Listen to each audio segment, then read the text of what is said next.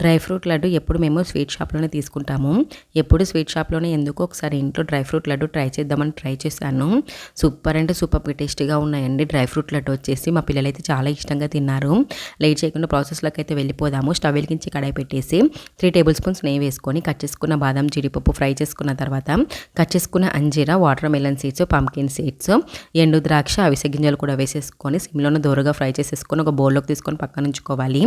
అదే ప్యాన్లో 3 table spoons ఎండు కొబ్బరి కూడా వేసేసుకొని ఫ్రై చేసుకొని బౌల్లోకి వేసేసుకొని ఒకసారి మంచిగా మిక్స్ చేసేసుకోవాలి. అదే ప్యాన్లో 1 టేబుల్ స్పూన్ నెయ్యి వేసేసుకొని విత్తనాలు తీసేసుకునే ఖర్జూరం కూడా వేసేసుకొని పేస్ట్ అయ్యేదాకా మంచిగా మిక్స్ చేసేసుకొని పేస్ట్ అయ్యాక బౌల్లోకి వేసేసుకోవాలి. గోరువెచ్చగా అయిన తర్వాత చేతితోటి మంచిగా మిక్స్ చేసేసుకొని చేతికి నెయ్యి అద్దుకుంటూ లడ్డూలు చుట్టుకోవడమేనండి. ఎంతో టేస్టీగా ఉండే డ్రై ఫ్రూట్ లడ్డు అయితే రెడీ అయిపోయాయి. మా పిల్లలైతే ఎప్పుడు స్వీట్ షాప్లో వద్దు ఇంట్లోనే చేయని చెప్పారు. అంత టేస్టీగా ఉన్నాయన్నమాట. మీరు కూడా ట్రై చేయండి. వీడియో నచ్చితే లైక్ చేసి సబ్స్క్రైబ్ చేసుకోండి. బాయ్.